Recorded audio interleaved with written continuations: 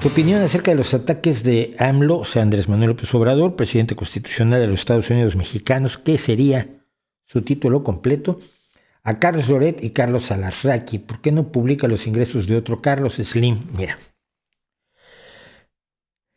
me van a volver a decir, y después en este streaming uno de los temas que vamos a tocar es por qué soy crítico de la izquierda. Si soy de izquierda, ¿por qué pateo el pesebre o por qué me meto con los míos? Estoy cada vez más alarmado con la deriva delirante, insana de López Obrador. López Obrador está empeñado en un viaje narcisista en el cual lo único importante en el país es él. Si se siente atacado, debe responder a los ataques personalmente. Ni Donald Trump, y mira que Donald Trump para esto era de locos, porque él, la lealtad que pidió siempre no fue a las instituciones, sino a él mismo. Él siempre atacó a los periodistas que se atrevían a criticarlo y fue de lo más amable con los periodistas que lo apoyaban, pero no al grado de darles dinero. López Obrador está repartiendo mucho dinero, tienen puestos y prebendas y contratos los que desde la prensa están siendo sus aplaudidores. Están los contratos que ha tenido, por ejemplo, con los moneros de la jornada, con Monero Hernández y con el Fisgón. Está el trabajo, los sueldazos que recibe Ackerman en Canal 11 y otros que tienen sus programas en Canal 22. En fin, se han repartido los recursos que lo hacía el PRI, pues el problema es que es lo mismo, pero lo está haciendo López Obrador de una manera en que lo único importante es él, su imagen, su prestigio, que tiene cada vez menos. Está totalmente disociado de las realidades de un país que se supone que está gobernando y que está dirigiendo, ¿no? En el caso particular de la prensa, les voy a contar una cosa. El día que mataron a Manuel Buendía no era santo de mi devoción, era santo de la devoción de muchos de nosotros, era un hombre muy cercano al poder, sabíamos que estaba en Los Pinos, que en la residencia oficial de Los Pinos, muchas veces departiendo con los presidentes, pero era un periodista que ofrecía información importante y era un periodista. Cuando mataron a Manuel Buendía, en un momento dado su cuerpo fue llevado a la estatua de Francisco Zarco, que está en la Avenida Reforma en México, en el centro, junto a Avenida Juárez, y estábamos allí todos. Claro, esa zona es, o era, por lo menos ahora supongo que ya esto ya no lo es, era el barrio periodístico de México. Ahí estaba el Universal, ahí estaba el Excelsior, ahí estaba el 1+1, ahí estaba el Sol, estaba la prensa. Entonces, fuimos a velar, a homenajear el cuerpo de Manuel Buendía como un periodista asesinado, al parecer, nunca se aclararon las cosas, pero al parecer por decisión del poder político mexicano o de parte del poder político mexicano. Estábamos un montón de periodistas de todo, deportivos, yo era periodista cultural, no político. De hecho, en aquel entonces todavía no me dedicaba yo de lleno al comentario político como lo hice años después. Había de todos, estábamos todos. Y yo estaba con el secretario del sindicato de redactores, me acuerdo, y me giré y le dije: Jorge, si ponen una bomba aquí acaban con el periodismo en México. Me miró y me dijo: no digas barbaridades, salvaje Mauricio Schwartz, cállate. Le dijo: pero es que me acabo de dar cuenta que estamos todos aquí, eran 400 o 500 personas que formábamos el núcleo del periodismo en México, la mayoría, por supuesto, mucho más importantes que yo. No quiero dar una impresión de que ahí yo era el importante. Al periodismo se le respeta aunque sea de la oposición. Al periodismo se le respeta aunque sea de derecha. Yo como hombre de izquierda considero que necesito el pensamiento, el periodismo de derecha para equilibrarnos y no perder piso, como lo ha perdido López Obrador. Siento que las agresiones que ha emprendido López Obrador contra la prensa durante todo su mandato, durante 3 años y 2 meses o 3 de esta desgracia, son inaceptables. La gente fuera de México, y esto lo digo mucho para quienes nos ven en España y en otros países de América Latina, el poder del presidente de México no tiene paralelo en la gran mayoría de las democracias formales de este mundo. Es un poder muy superior, siempre lo ha sido.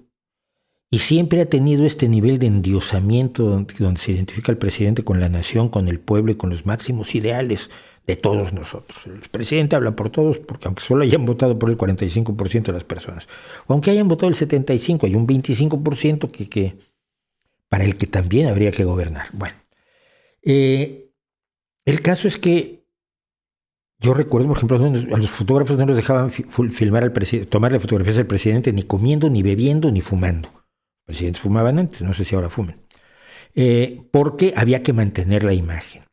Las entrevistas las daba el presidente a quien quería, le avisaban. Yo tuve un jefe que fue Enrique Lubet Jr., que un día, era como sacarse la lotería, un día le avisaron que iba a entrevistar a De la Madrid. Yo estaba feliz, nos pagó copas a todo el mundo, preparó una entrevista de lo más obsequiosa, lógicamente, fue a que le tomaran la foto con De la Madrid, porque él había mandado las respuestas previamente y la Secretaría de Comunicación de la Presidencia o la Dirección de Comunicación, los responsables de comunicación de la Presidencia, habían respondido a las preguntas que se iban a publicar en Excelsior. Entonces Enrique fue a tomar su café con De la Madrid, a sonreírse y a fingir que lo entrevistaba en ese momento. Y luego, bueno, las prebendas y los apoyos y los aplausos y la publicidad y todo lo que daba el que el presidente te hubiera elegido a ti para entrevistarlo. Es como ahora cuando el presidente elige con quién comer y son los moneros de la jornada y el impresentable de Pedro Miguel, ¿no? Toda gente que recibe las prebendas de la jornada.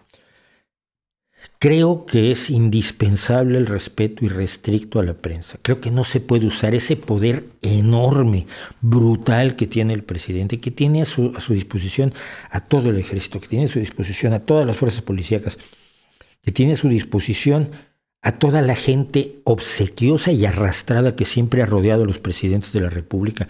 Aquellos, yo me acuerdo de la anécdota cuando Ruiz Cortines venía llegando tarde a una actividad, venían caminando por la Ciudad de México y de pronto dice Ruiz Cortines, que no traía reloj, dice, ¿qué hora es? Y se acercó y dijo, las que usted ordene, señor presidente. Usted dice que son las 12 de la noche, son las 12 de la noche, y todos lo creeremos. Siempre ha sido la gente arrastrada así con los presidentes de México y eso los hace enormemente peligrosos. Y precisamente por eso, que señale a un enemigo presidente de la República, ya no es solo el peligro de que el presidente de la República actúe contra esa persona como lo está haciendo, exigiendo conocer los ingresos de los periodistas, si lo importante no es la cantidad de ingresos, esa es la simulación de López Obrador. Los que tienen mucho dinero son despreciables y los que tienen poco son apreciables, pero el que tiene mucho, si lo gana honradamente, es mucho más apreciable que aquel que tiene poco, pero lo está obteniendo arrastrándose ante el presidente, por ejemplo, a través de tu empresita a la que te dan contratitos. Entonces no se trata de jugar a cuánto gana cada quien, sino de dónde salen los ingresos de cada quien. Y esto ha sido un problema recientemente para López Obrador por el descubrimiento de las relaciones de su hijo con una empresa que tiene contratos con Pemex y con otra empresa que tiene jugosos contratos por otra parte con el gobierno mexicano. Es muy alarmante porque el Senado del partido, eso que llaman un partido que es Morena en México, ha hablado en contra de los periodistas y en contra de todos los críticos y en contra de todos los opositores, llamándolos traidores a la patria. Esto es peligrosísimo. Peligrosísimo porque implica cerrarle las puertas a la posibilidad de criticar, de hacer oposición legítima, de hacer oposición de buena fe, no por maldad y por negocio, que mucha gente hace o hacemos oposición simple y sencillamente porque consideramos que México puede tener algo mejor y se le prometió lo que no se le ha cumplido. Entonces me alarma muchísimo lo que está pasando en México con la prensa. No soy gran aplaudidor de Loret de Mola, siempre me ha parecido un periodista pues más bien de derecha, pero tiene derecho a hacer lo que hace. El presidente, en cambio, no tiene derecho a hacer lo que está haciendo con él, con Broso, con Carmen Aristegui, con Denise Dresser, con gente que en el periodismo de izquierda y de oposición ayudó a lograr la presidencia de López Obrador denunciando las atrocidades del PRI y el PAN. Bueno, pues también hay que denunciar las atrocidades de López Obrador, creo yo.